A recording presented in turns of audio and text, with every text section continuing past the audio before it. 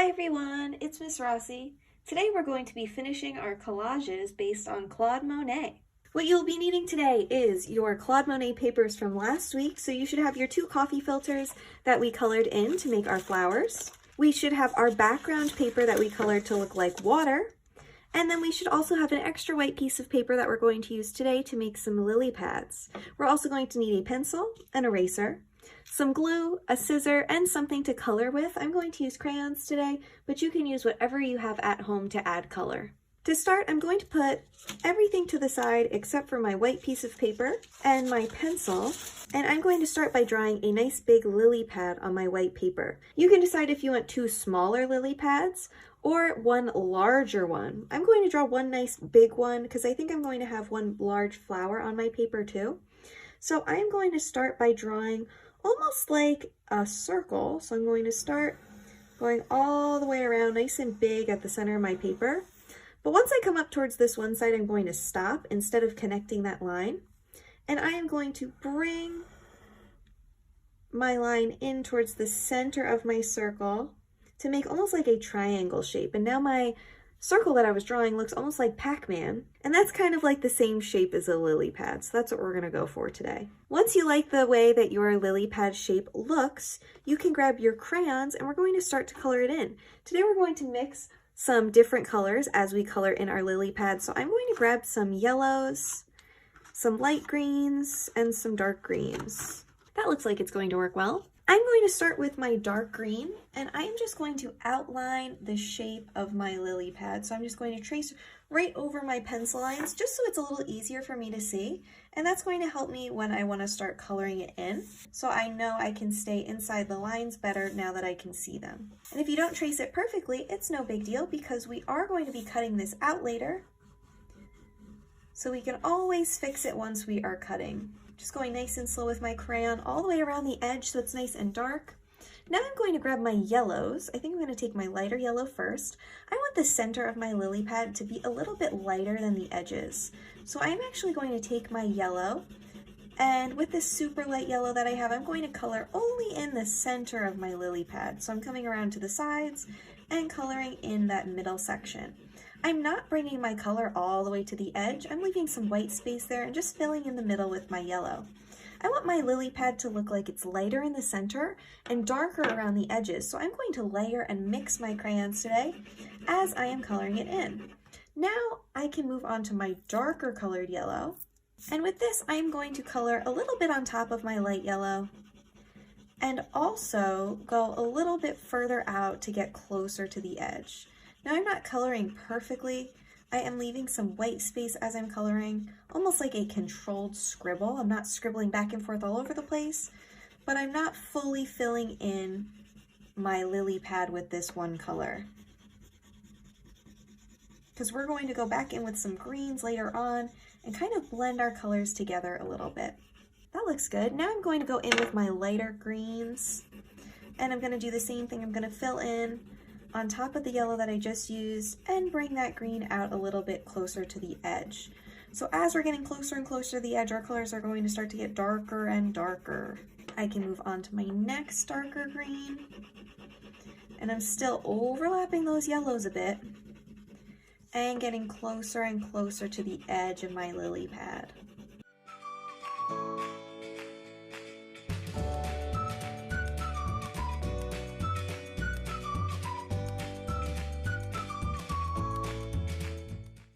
Then I'm going to grab a darker green and fill in the rest closest to the edge. Now when we're coloring like this, it's always easier to make something darker, but it's really hard to make something lighter. So I think it's best if we work from our lightest colors to our darkest, because we can always add more, but we can't really take any color away. So I'm just going in and filling in all of that white space that is left with my darker green, that same green that I used to outline my lily pad with, but now I'm realizing I did have a green that was darker, so I think I'm going to go back in with that one too over the top. There we go, and I'm going to take this really dark green and go back over the outline of my lily pad and then color in those edges right over the top of the same green that I just used.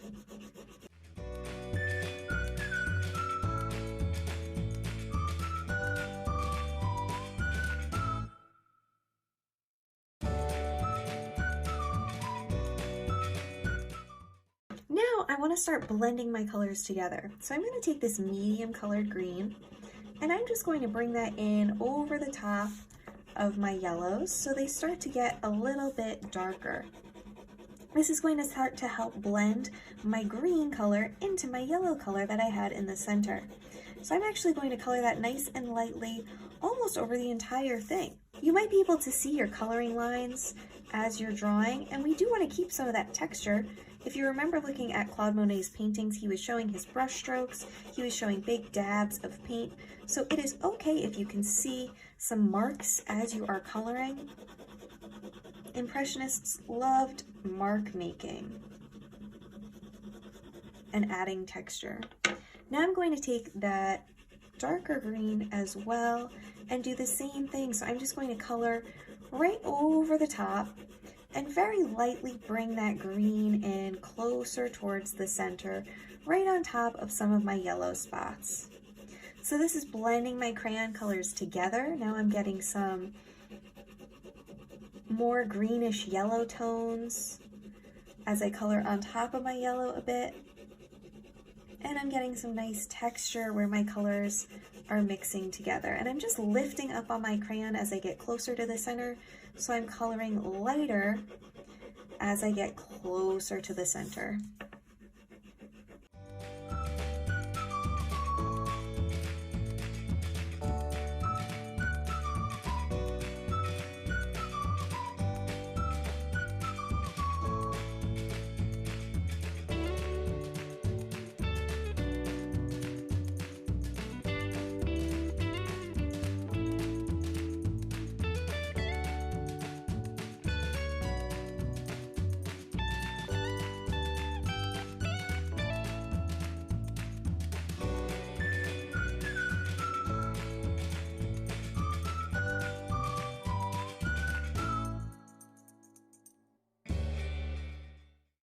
That is my lily pad done. I'm going to put my crayons away and then I'm going to grab my scissors.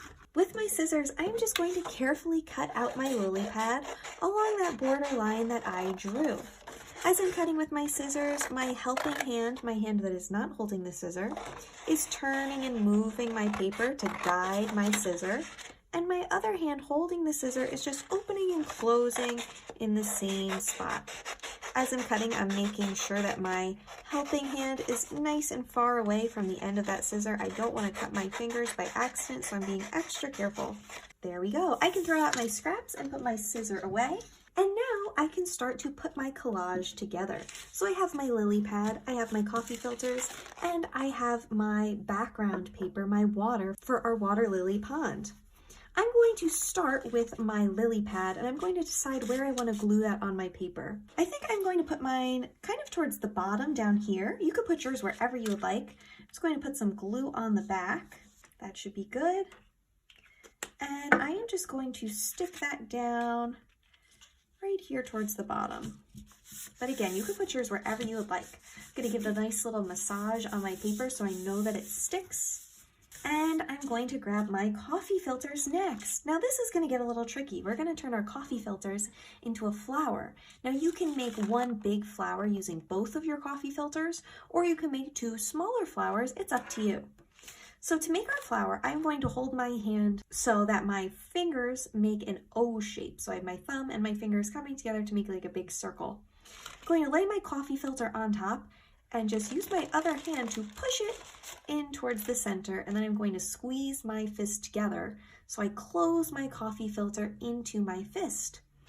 I'm going to bend and shape my paper until I like the way that it looks, and then I'm going to grab that bottom piece that I squeezed together, and now I have a nice little abstract flower. And you can keep squeezing the bottom and pinching and moving your paper to create the flower shape that you like the most. You can decide if you want two smaller flowers, so you would just keep this the way that it is, add a little bit of glue on your paper where you would like to stick it, and then just press it down onto your paper, and then turn your other one into a flower by doing the same thing, making a circle shape with your fingers, placing your coffee filter on top, and then gently pushing it into your hand with your other finger, and then squeezing it together, and then twisting it and turning it and shaping it into a flower that you like. So you can glue on two like that, or or you can make one big flower. So I'm gonna open this one back up, and I would keep that first one that I made, and then I would just place it in the center of my second coffee filter, and then pinch the back so it bunches up around it. And then I can keep pinching and bending my paper until I get the kind of flower shape that I want. Now these are supposed to look abstract, so it doesn't have to be perfect. You can keep twisting and turning your paper until you get the shape that you'd like.